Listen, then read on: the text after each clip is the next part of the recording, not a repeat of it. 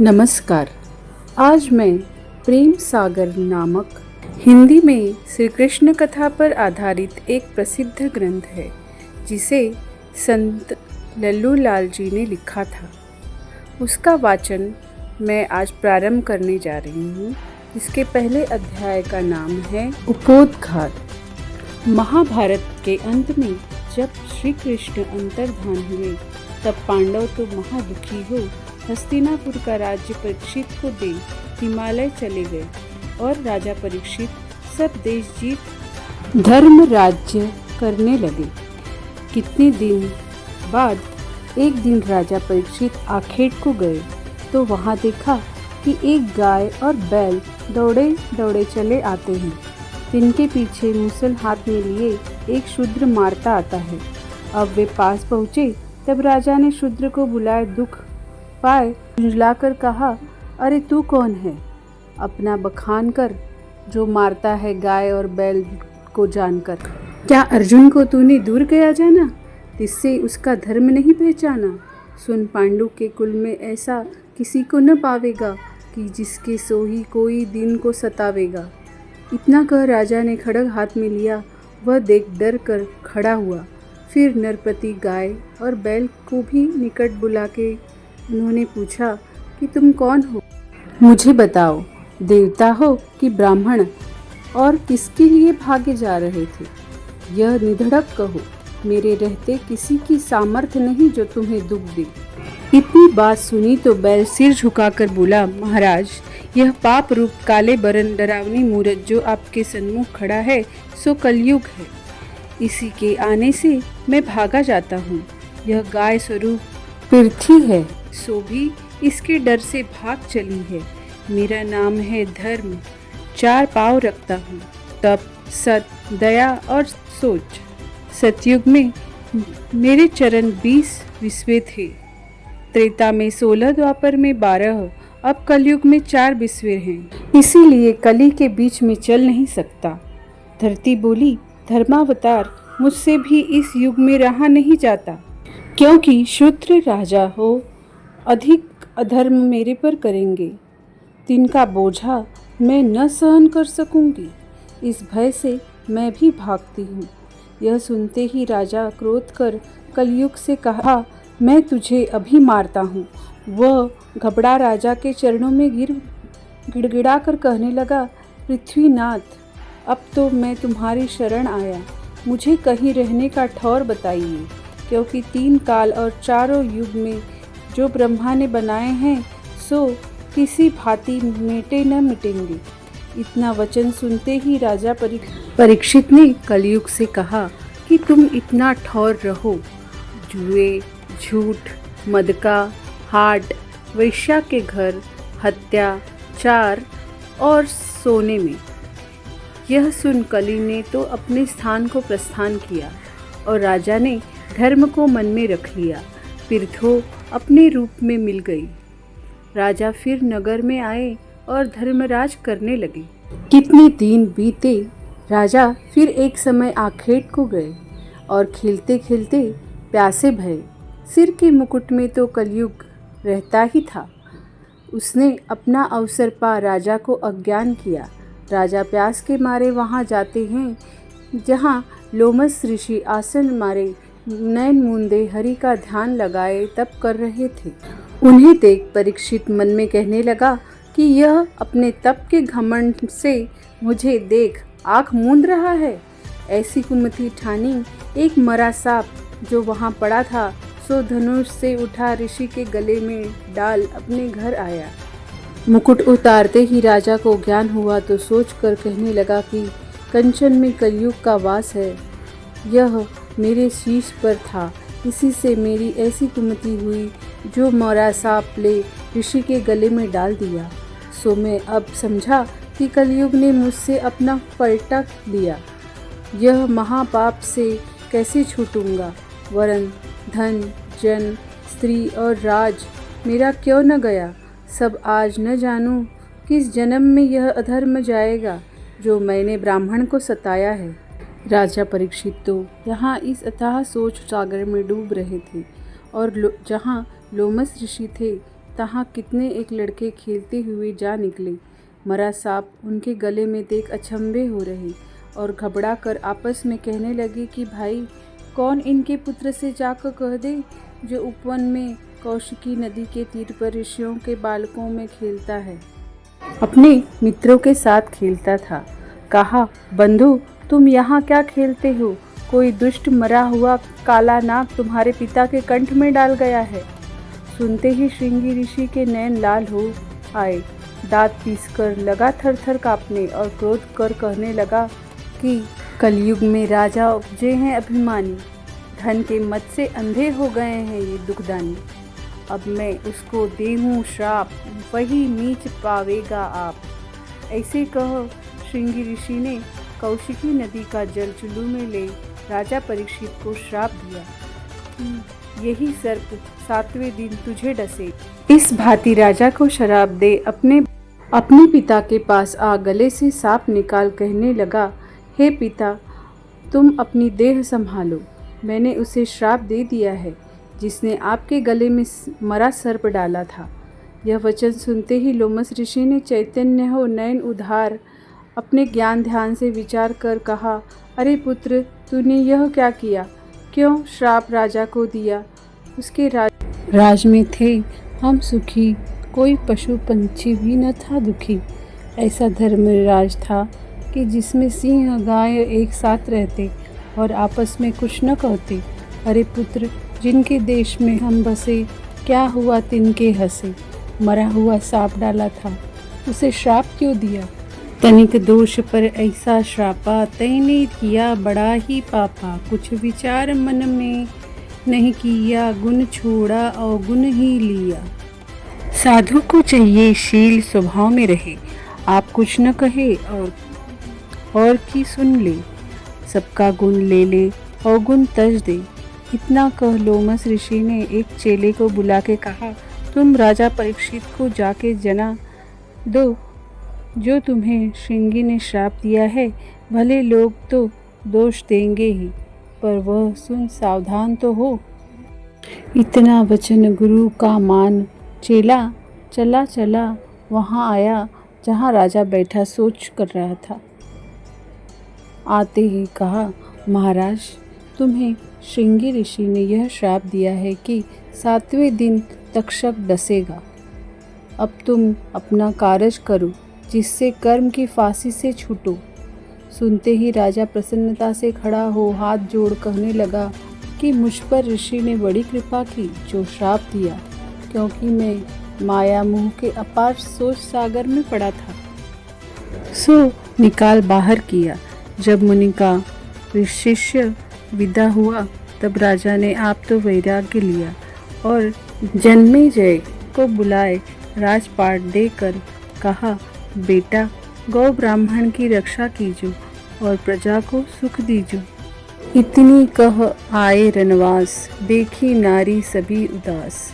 राजा को देखते ही रानियां पाँव पर गिर रो रो कहने लगी, महाराज, तुम्हारा वियोग हम अबला न सह सकेंगे, इससे तुम्हारे साथ जो दे भला है। राजा बोले, सुनो, स्त्री को उचित है जिसमें अपने पति का धर्म रहे सो करे, उत्तम काज में बाधा न डाले। इतना कह धन जन कुटुंब और राज की माया तज निर्मोही हो अपना योग साधने को गंगा के तीर पर जा बैठा। इसको जिसने सुना वह हाय हाय कर पछताए पछताए बिन रोए न रहा। और यह समाचार जब मुनि ने सुना कि राजा परीक्षित श्रृंगी ऋषि के श्राप से मरने को गंगा तीर पर आ बैठे हैं, तब व्यास, वशिष्ठ, भरद्वाज, कात्यायन, पराशर, नारद, वामदेव, यमदग्नि आदि 88 सहस्त्र ऋषि आए और आसन बिछाए बिछाए मात बैठ गए। अपने आप अपने शास्त्र विचार अनेक भांति के धर्म राजा को सुनाने लगे कि इतने में राजा की श्रद्धा देख पोथी काख में लिए दिगंबर भेष श्री सुखदेव जी भी आन पहुँचे। उनको देखते ही जितने मुनि थे सब के सब उठ खड़े हुए और राजा परीक्षित भी हाथ बांध खड़ा हो विनती कर कहने लगे, कृपा निधान, मुझ पर बड़ी दया की जो इस समय आपने मेरी सुध ली। इतनी बात कही तब सुखदेव मुनि भी बैठे तो राजा ऋषि से कहने लगे कि महाराज, सुखदेव जी व्यास जी के तो बेटे और पराशर जी के पोते, तिनको देख तुम बड़े मुनीश होके उठे, सो तो उचित नहीं कि इसका कारण जो मेरे मन का संदेह जाए। तब पराशर मुनि बोले, राजा, जितने हम बड़े ऋषि हैं पर ज्ञान में सुख से छोटे ही हैं, इसीलिए सबने सुख का आदर मान किया। किसी ने इस आस पर कि ये तारण तरन है, क्योंकि जब से जन्म लिया है तब से ही उदासी हो वनवास करते, और राजा तेरा भी कोई बड़ा पुण्य उदय हुआ जो सुखदेव जी आए।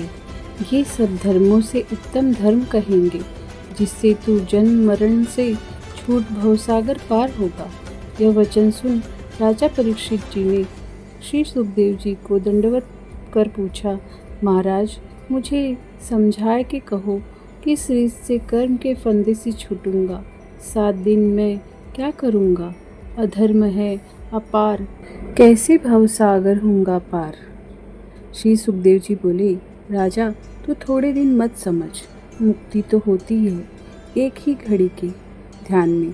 जैसे षष्ठांगुल राजा को नारद मुनि ने ज्ञान बताया था और उसने 2 ही घड़ी में मुक्ति पाई थी, तुम्हें तो 7 दिन बहुत है। जो एक चित्त होकर करो ध्यान, तो सब समझोगे अपनी ही ज्ञान कि क्या है देह, किसका है वास, कौन करता है इसमें प्रकाश। यह सुन राजा ने हर्ष से पूछा, महाराज, सब धर्मों से उत्तम धर्म कौन सा है, सो कृपा कर कहो। तब सुखदेव जी बोले, राजा, जैसे सब धर्मों में वैष्णव धर्म बड़ा है, तैसे पुराण में श्री भागवत, जहाँ हरि भक्त यह कथा सुनावे हैं, तहाँ ही सब तीर्थ और धर्म आवे हैं। जितने हैं पुराण, पर नहीं है कोई भागवत के समान। इस कारण मैं तुम्हें 12 स्कंध महापुराण सुनाता हूँ, जो व्यास मुनि ने मुझे पढ़ाया है। तू श्रद्धा समेत आनंद से चित्त दे सुन। तब तो राजा परीक्षित प्रेम से सुनने लगे और सुखदेव जी नेम से सुनाने लगे। 9 स्कंद कथा जब मुनि ने सुनाई, तब राजा ने कहा, दीन दयाल, अब दया कर श्री कृष्ण अवतार की कथा कहिए, क्योंकि हमारे सहायक और कुल पूज्य वे ही हैं। सुखदेव जी बोले, राजा, तुमने मुझे बड़ा सुख दिया जो यह प्रसंग पूछा। सुनो, मैं प्रसन्न ही कहता हूँ। यदुकुल में पहले भजमाम नाम राजा थे, जिनके पुत्र पृथ्वी के विदुरथ, उनके सुरसेन, जिन्होंने 9 खंड पृथ्वी जीत के यश पाया। उनकी स्त्री का नाम मरीष्या, उसके 10 लड़के और 5 लड़कियां, जिनमें बड़े पुत्र वसुदेव, जिनकी स्त्री के 8वें गर्भ में श्री कृष्णचंद्र जी ने जन्म लिया। जब वसुदेव जी उपजे थे, तब देवताओं ने सुरपुर में आनंद के बाजन बजाए थे, और सुरसेन की 5 पुत्रियों में सबसे बड़ी कुंती थी, जो पांडु को ब्याही थी, जिसकी कथा महाभारत में गाई है। वसुदेव जी पहले तो रोहन नरेश की बेटी रोहिणी को ब्याह लाए। 30 पीछे 17 जब 18 पटरानी हुई, तब मथुरा में कंस की बहन देवकी को ब्याहा। तहाँ आकाशवाणी भई कि इस लड़की के 8वें गर्भ में कंस का काल उपजेगा। यह सुनकर कंस ने बहन बहनोई को एक घर में बंद कर दिया, और श्री कृष्ण ने वहाँ ही जन्म लिया। इतनी कथा सुनते ही राजा परीक्षित बोले, महाराज, कैसे जन्म कंस ने लिया, किसने उसे महावर दिया, और कौन सी रीति से कृष्ण उपजे आए, फिर किस विधि गोकुल पहुँचे जाए, यह तुम मुझे कहो समझाए। श्री सुखदेव जी बोले, मथुरापुरी का आहुक नाम राजा, इनके 2 बेटे, एक का नाम देवक, दूसरा उग्रसेन। कितने एक दिन पीछे उग्रसेन ही वहाँ का राजा हुआ, जिसकी एक ही रानी, उसका नाम पवन रेखा, सो अति सुंदरी और पतिव्रता थी। 8 पहर स्वामी की आज्ञा ही में रहे। एक दिन कपड़ों से भई तो पति की आज्ञा ले सखी सहेलियों के साथ रथ में चढ़ वन में खेलने को गई। वहाँ घने घने वृक्षों में भांति भांति के फूल फूले हुए, सुगंध सनी मंद ठंडी हवा बह रही थी। कोकिल कपोत कीर मोर मीठी मन भावन बोलियां बोल रहे, और एक ओर पर्वत के नीचे जमुना न्यारी हो लहरें ले रही थी कि रानी ऐसे समय को देख रथ से उतरकर चली तो अचानक एक ओर अकेली भूल के जा निकली। वहाँ द्रुमलिका नाम राक्षस भी संयोग से आ पहुँचा। वह इसके यौवन और रूप की छवि को देख रहा और मन में कहने लगा कि इससे भोग किया चाहिए। यह ठान तुरंत राजा उग्रसेन का स्वरूप बन रानी के सौही जा बोला, तुम मुझसे मिल। रानी बोली, महाराज, दिन को काम के लिए करना योग्य नहीं, क्योंकि इसमें शील और धर्म जाता है। क्या तुम नहीं जानते जो ऐसी कुमति विचारी है? जब पवन रेखा ने इस भांति कहा तब तो द्रुमलिक ने रानी का हाथ पकड़कर खींच लिया और जो मन माना सो किया। इस छल से भोग करके जैसा था वैसा ही बन गया। तब तो रानी अति दुख पाए पछताए कर बोली, अरे अधर्मी, पापी, चंडाल, तूने यह क्या अंधेर किया जो मेरा सत खो दिया। धिक्कार है तेरे माता पिता और गुरु की, जिसने तुझे ऐसी बुद्धि दी। तुझसा पूत जन्ने से तेरी माँ बांझ क्यों न हुई। अरे दुष्ट, जो नर देह पाकर किसी का सद्भंग करते हैं सो जन्म जन्म नरक में पड़ते हैं। द्रुमलिक बोला, रानी तू श्राप मत दे मुझे, मैंने अपना धर्म का फल दिया है तुझे। तेरी कोख बंद देख मेरे मन में बड़ी चिंता थी सो गई। आज से हुई गर्भ की आस, लड़का होगा 10वें मास, और मेरी देह के स्वभाव से तेरा पुत्र 9 खंड पृथ्वी को जीत राज्य करेगा और कृष्ण से लड़ेगा। मेरा नाम प्रथम काल नेम था, तब विष्णु से युद्ध किया था। अब जन्म ले आया तो द्रुमलिक नाम कहवाया, तुझको पुत्र दे चला। तू अपने मन में किसी बात की चिंता मत करे। इतनी बात कह जब कालनेम चला गया तब रानी को भी कुछ सोच समझकर धीरज भया।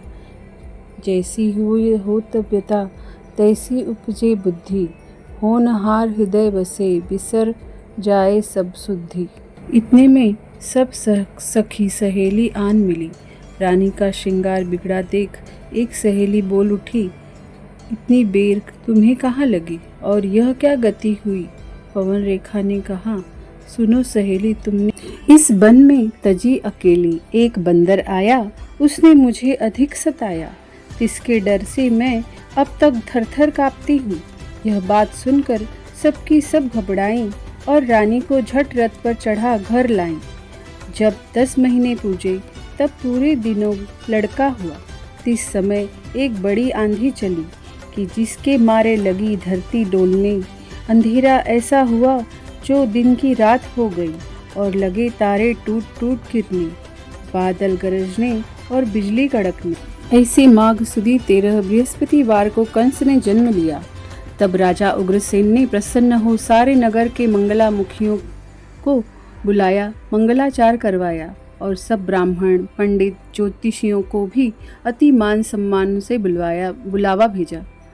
वे आए। राजा ने बड़ा आव भक्ति से आसन दे बैठाया। तब ज्योतिषों ने लग्न साध मुहूर्त विचार कर कहा, पृथ्वीनाथ, यह लड़का कंस नाम तुम्हारे वंश में उपजा सो अति बलवंत हो, राक्षसों को ले राज्य करेगा और देवता और हरि भक्तों को दुख दे। आपका राज्य ले निदान हरि के हाथ मरेगा। इतनी कथा कह सुखदेव मुनि ने राजा परीक्षित से कहा, राजा, अब मैं उग्रसेन के भाई देवक की कथा कहता हूँ कि उसके 4 बेटे थे और 6 बेटियाँ। सो 6 वसुदेव को ब्याह दी, 7वीं देवकी हुई, जिसके होने से देवताओं को प्रसन्नता भई और उग्रसेन के भी 10 पुत्र हुए। पर सबसे कंस ही बड़ा था। जब से वह जन्मा तब से यह उपाद करने लगा कि नगर में जाए, छोटे छोटे लड़कों को पकड़ पकड़ लावे और पहाड़ की खोहे में मूंद मूंद मार डाले।